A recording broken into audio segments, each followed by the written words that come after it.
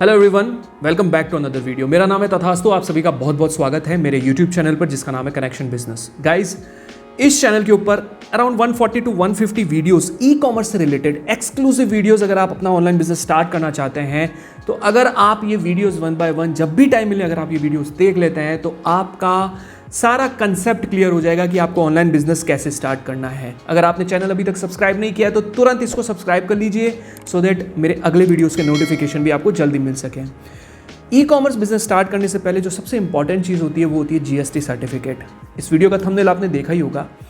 क्या है गाइस कि एक कन्फ्यूजन क्रिएट हो चुका है कि 40 लाख से नीचे का टर्नओवर अगर आपका होगा तो आपको जीएसटी सर्टिफिकेट लेने की ज़रूरत नहीं है। आप में से कई लोगों ने ऐसे वीडियोस भी देखे होंगे जिसमें बड़े अच्छे उसमें बोला जा रहा है कि अब आपका ऑनलाइन बिजनेस जो है आप स्टार्ट कर सकते हैं। 40 लाख का टर्नओवर अगर आपका नीचे है उससे तो आपको जीएसटी के लिए रजिस्ट्रेशन लेने की ज़रूरत नहीं है। अगर आपके बिजनेस को आपने स्टार्ट किया है, आप सोच रहे हैं आप अमेजोन पे या फ्लिपकार्ट पे या मीशो पे बिजनेस स्टार्ट करना चाहते हैं या आप अपनी खुद की वेबसाइट स्टार्ट करना चाहते हैं और आपको जीएसटी रजिस्ट्रेशन की ज़रूरत नहीं है तो आप बिल्कुल सही सोच रहे हैं। जी हाँ, आपको जीएसटी रजिस्ट्रेशन की ज़रूरत नहीं है, पर ये जितने भी मार्केट प्लेसेस हैं जैसे कि अमेजोन, फ्लिपकार्ट, मीशो, ये तो आपसे जीएसटी सर्टिफिकेट मांगेंगे ही मांगेंगे, ठीक है ना। ये आपसे जीएसटी सर्टिफिकेट मांगेंगे, लेकिन अगर आप जो प्रोडक्ट जीएसटी एग्जेम्प्टेड है, ठीक है ना, जैसे कि बुक्स हो गई, बुक्स के ऊपर कोई जीएसटी नहीं लगता है, अगर आप वो सेल करते हैं तो आपको जीएसटी भरने की ज़रूरत नहीं है।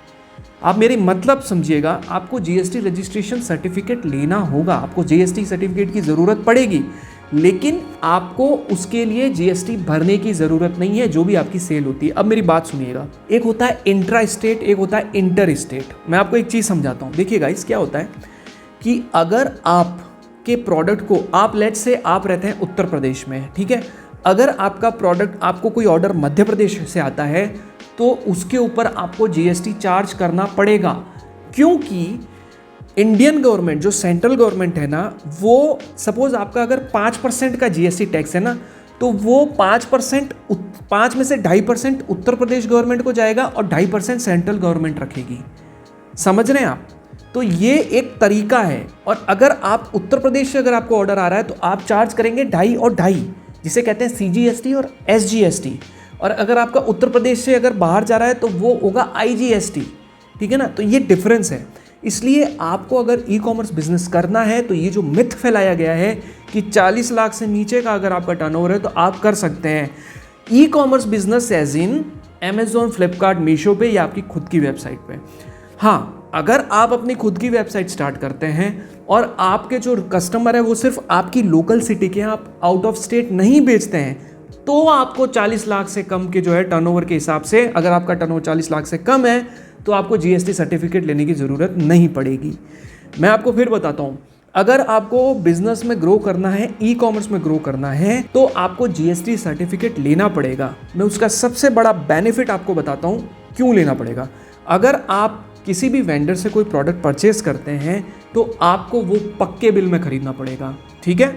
फॉर एग्जाम्पल, ये पेन है, ये पेन अगर सपोज करिए 10 रुपये का है, ठीक है ना, और ये मार्केट में बिकता है 20 रुपये में। आपने वेंडर से इसे परचेज़ किया 10 रुपये में, इसके ऊपर आपने एक एग्जाम्पल के लिए मैं बता रहा हूँ कि आपने इसके ऊपर 12% जीएसटी दिया, ठीक है, यानी कि 1 रुपया 20 पैसा आपने वेंडर को जीएसटी दे दिया जिससे आपने परचेज़ किया है।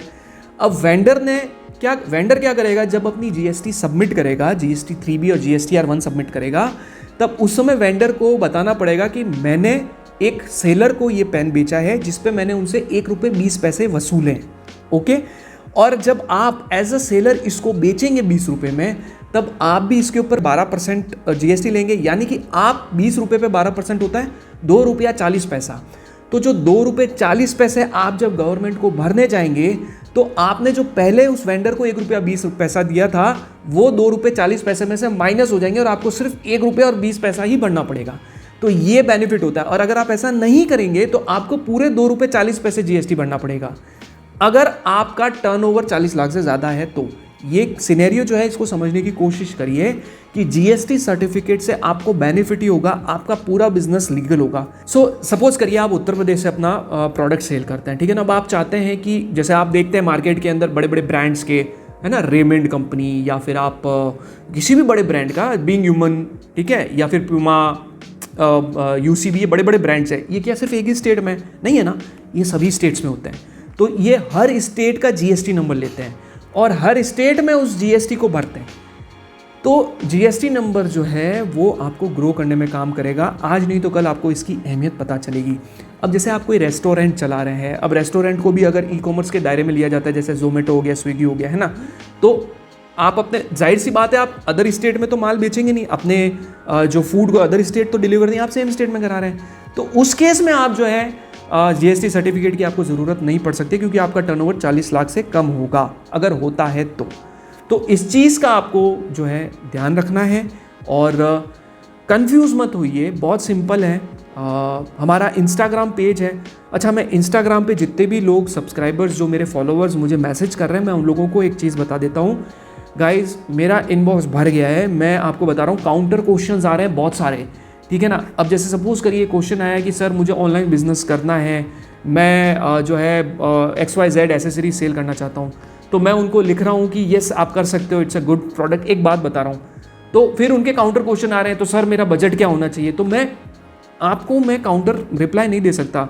सर प्लीज़ आप समझिए, मैडम प्लीज़ आप समझिएगा, क्योंकि मेरे लिए ये बहुत मुश्किल हो जाता है, मुझे और भी लोगों के क्वेश्चंस के जवाब देने होते हैं। मैं कोशिश करूंगा आपके सभी सवालों के जवाब दूं, इवन जो कमेंट बॉक्स में मुझे क्वेश्चंस आते हैं, मैं उनके भी कोशिश करता हूं सभी सवालों के जवाब दूं। थोड़ा सा पेशेंस रखें।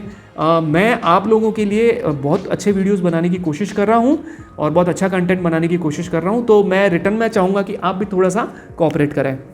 बहरहाल, अगर आपको ये वीडियो अच्छी लगी है, प्लीज़ इस चैनल को सब्सक्राइब कर लीजिए और वीडियो को लाइक कर लीजिए, और आपके कोई सवाल है तो मुझे इंस्टा पे भी पूछ सकते हैं और मुझे कमेंट बॉक्स में भी पूछ सकते हैं। And thank you so much guys, आपने इस वीडियो को पूरा देखा। मिलते हैं अगले वीडियो में, तब तक के लिए टेक केयर।